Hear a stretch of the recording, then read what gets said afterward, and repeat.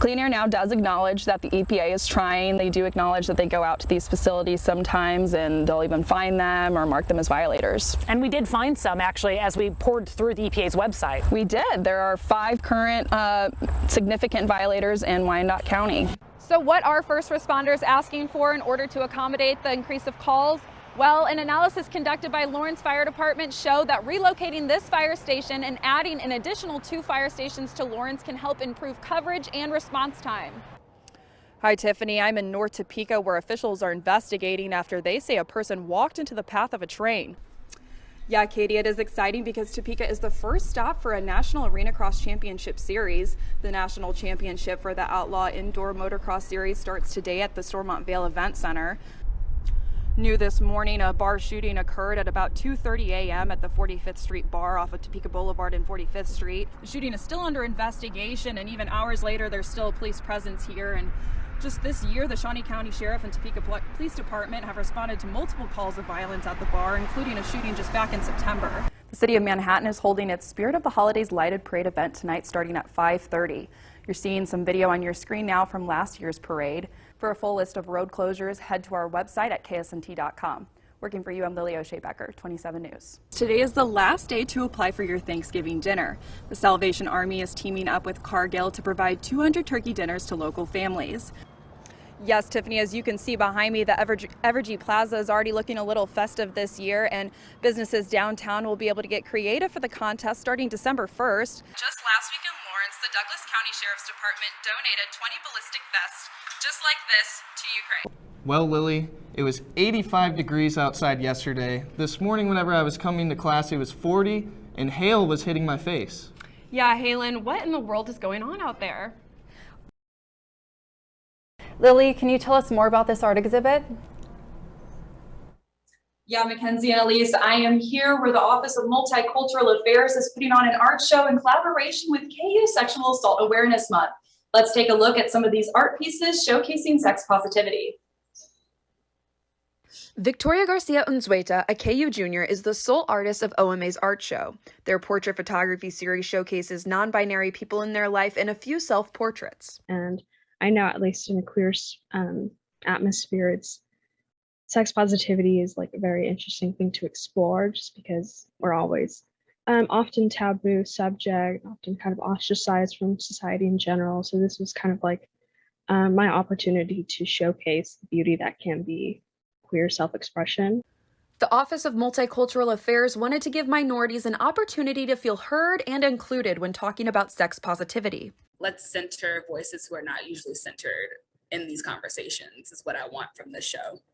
The show came just in time for Sexual Assault Awareness Month, which is a national campaign and annually hosted at KU by KU's Sexual Assault Prevention and Education Center known as SAPEC.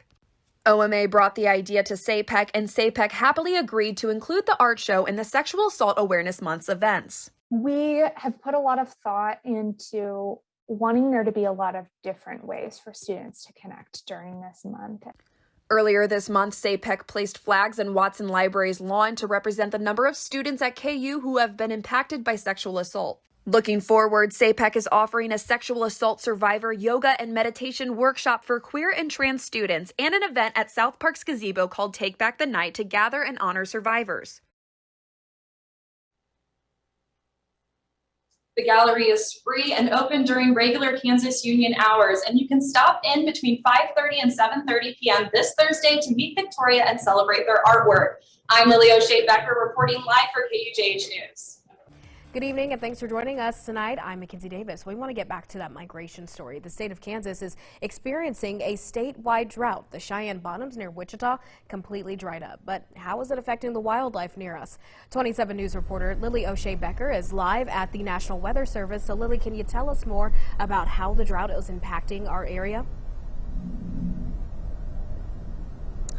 Yeah, Mackenzie, I spoke with our very own meteorologist, Matt Miller, who said rain over the last 3 weeks has helped improve our drought conditions in our area only slightly, although winter is a relatively dry season and we shouldn't expect any drastic improvements. Perry Wildlife Area Manager Andrew Page explains what it can mean if conditions don't improve.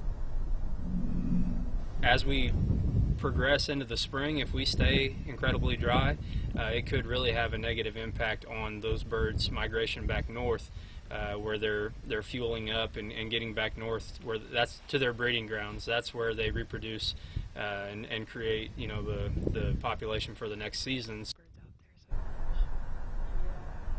The birds migrate from Canada to as far south as Mexico and South America, and Kansas is a midway rest and fueling stop.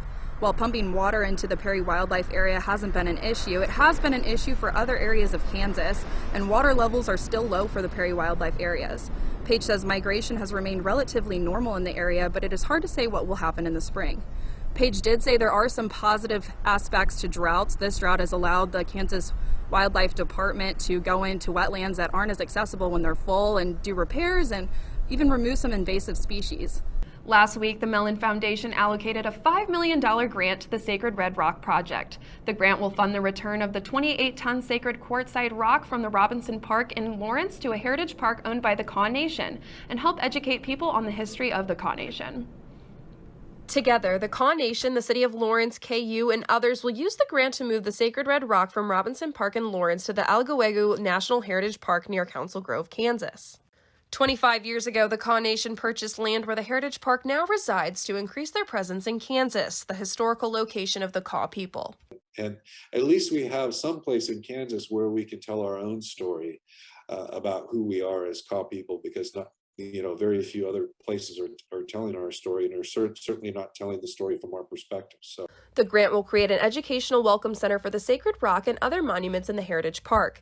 Educational materials will be installed at Robinson Park, where the rock has sat for 93 years after it was removed from its natural location and dedicated to the pioneer settlers of Lawrence.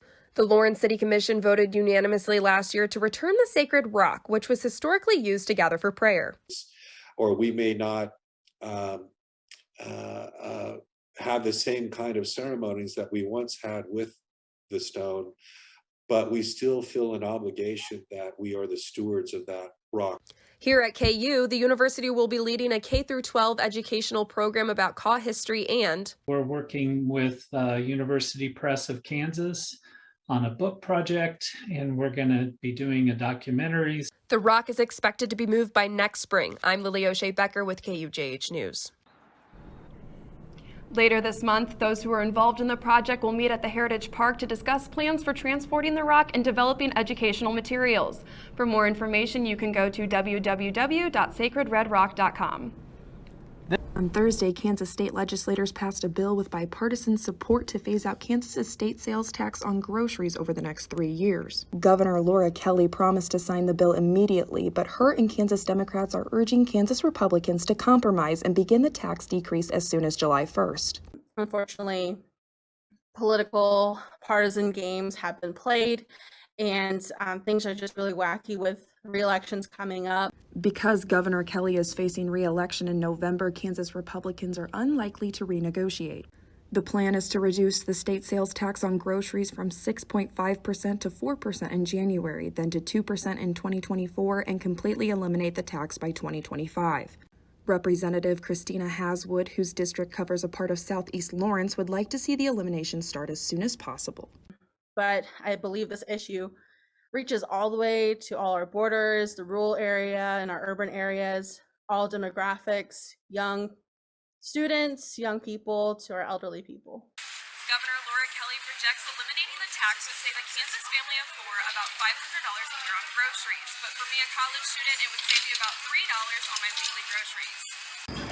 Welcome valued customer. Already prepared foods, tobacco, and alcohol will still have a 6.5% state sales tax, and the county and local sales taxes will still remain. This has been O'Shea Becker for KUJH News.